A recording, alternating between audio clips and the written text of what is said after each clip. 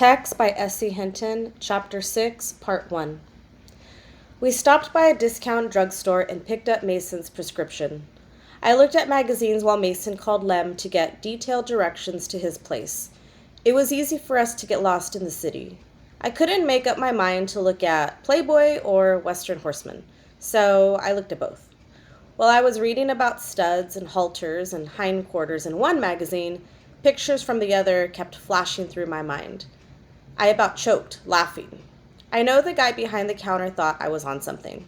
Lem lived in an apartment in a part of town that was blocks of apartments.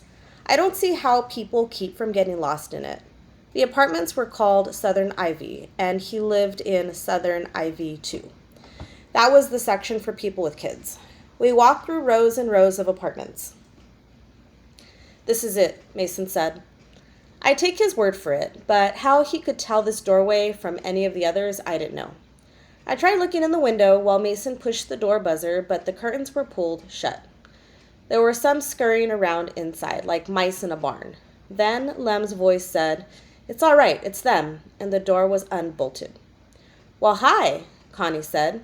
She was wearing hip-hugger jeans and a short pink sweater. I thought girls were supposed to get fat after having a baby, but Connie looked the same as she used to, maybe even a little curvier. "Come on in," Lem said, slapping each of us on the back. It was a really neat apartment. I mean, nice. It wasn't exactly neat, because clothes and diapers and stuff were laying all over everything. But I was used to messy housekeeping at home. "Have a seat." Lem shoved a bunch of clothes off the couch. "Want to see the baby?" Connie asked. She ran upstairs to get him before we could get "yeah" out of our mouths. "How about a beer?" Lem asked. Mason said no and added, "He doesn't either." He was just trying to be a big shot, as usual. He knew I don't even care for beer anyway. "Coke?" "Sure." I followed Lem into the kitchen. They had a dishwasher and refrigerator and everything. Lem gave up looking for a clean glass and handed me a cold can of Diet Right. "How you been, kid?" "Fine," I answered. Something was different about Lem. I couldn't quite tell what it was. He looked out of place, taller and heavier than Mason, rangy as a steer. He looked just plain clumsy in this little kitchen. I thought about the time we were training his Appaloosa colt a year back. He hadn't been clumsy then. When we went back to the living room, Connie was trying to make Mason hold the baby. "Well, here, Tex, you hold him. He won't bite you." She handed him to me. I took him. It wasn't all that different from holding a puppy or a kitten. "Shoot, he's not much heavier than a basketball, and I never seen you drop one of them." Lem laughed at Mason. The baby was blonde, like Connie, but had dark eyes like Lem. And it was funny to look at him because Lem had real heavy, bushy eyebrows, like furry caterpillars, and that baby's eyebrows were way too dark for a baby. It looked like somebody had pasted them on him. I wondered when I had a baby, if it looked like me or Jamie. "Wow, I bet you have fun training him," I said. "A kid is not a colt," Lem said. "In most cases," Mason said, looking at me. I gave the baby back to Connie. I didn't mind holding him, but it occurred to me that he probably wasn't housebroken yet. The phone rang. Lem went to answer it, while Connie sat on the floor and talked silly to the baby, calling him "Mother's precious darlin'" and junk like that. I hoped the baby wouldn't grow up thinking he had an idiot mother. "Yeah, I got it." We could hear Lem even though we weren't trying to. "The Holiday Inn?" "Sure. What time?" "You guys see my new car?" Lem asked after he hung up. "You got a new car?" I asked. Mason said, "Gas jockeys must be getting better wages these days." Lem gave him a funny look. "Honey, you take them for a ride," Connie said cheerfully. "I'll stay here in case the phone rings." The car was a dark blue Pontiac with white insides. "Wow," I said. "It's got air conditioning. Push-button windows? Come on, let's see how fast it'll go." We drove out to the expressway so Lem could get it going fast. I had fun running the windows up and down. Mason was quiet. "I had an 8-track tape deck in here," Lem said, "but it got ripped off the first day. It's a bad neighborhood for things getting ripped off, but not bad for getting mugged or anything like that. Those apartments are brand new. Only a couple of chicks lived there before we did." Mason was still quiet, even when Lem took it up to 95. He would have never sat still for me doing that. Then he said, "What you dealing in, Lem?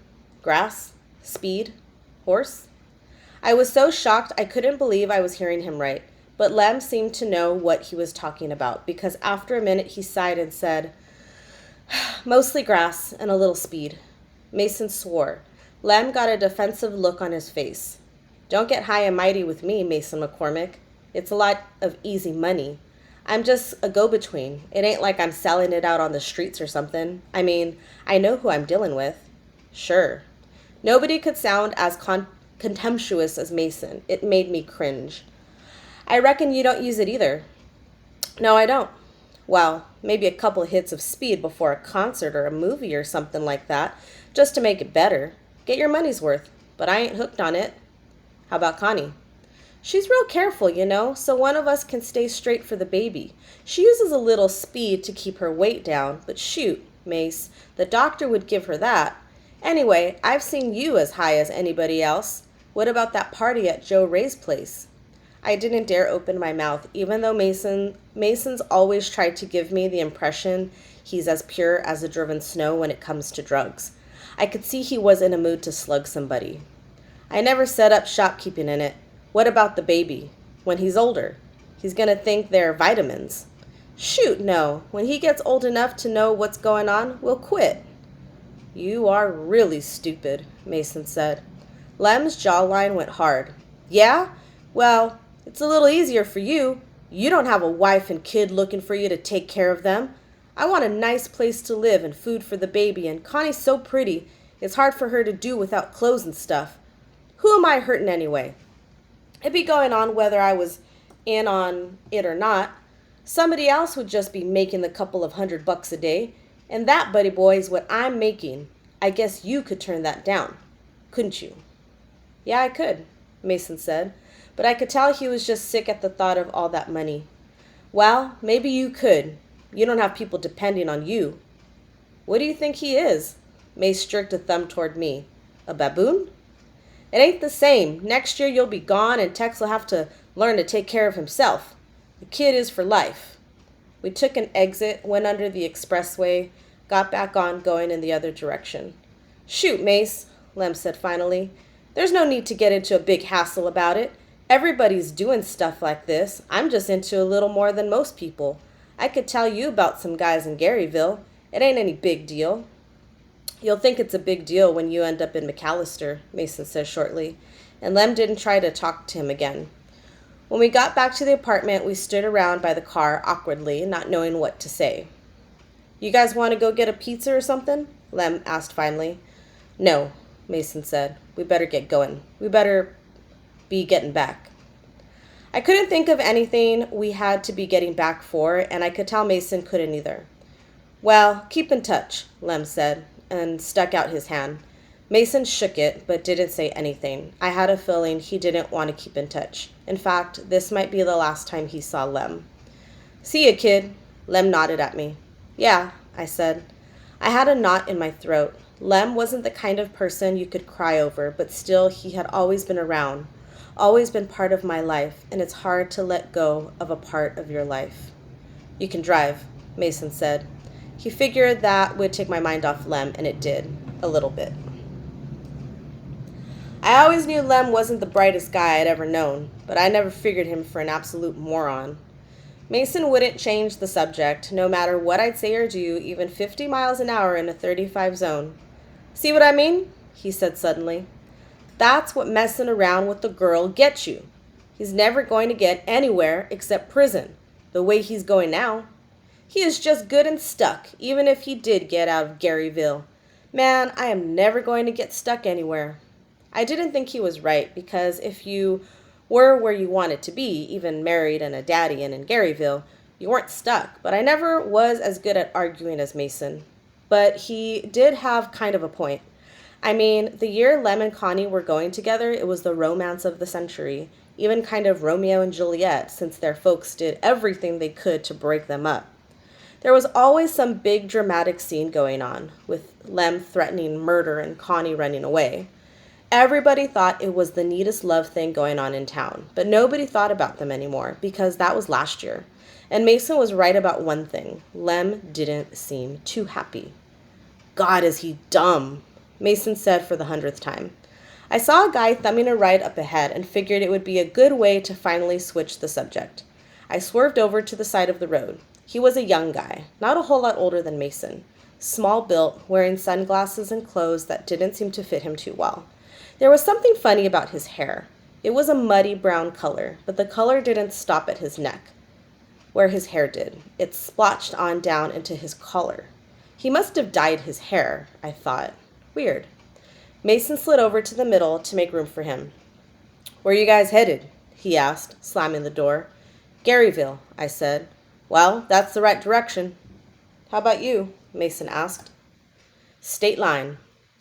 He was from around here. It's usually pretty easy to tell an out-of-stater. He kind of reminded me of somebody, but I couldn't think who. "I wish you guys were going further than that," he said. Now there was another weird thing, the way he said that, like a statement or an order, not like a request. Suddenly I felt Mason freeze. He didn't move a muscle or say anything or change the expression on his face. He just quit breathing. "I think it'd be nice if you kept on going to the state line," the hitchhiker repeated, and when I glanced over at him, I saw he had a gun pointed at Mason's ribs. He kept on staring ahead of us down the highway, a funny kind of little grin on his face. And I saw that I'd been wrong about him being not too much older than Mason. You don't have to live a long time to be old.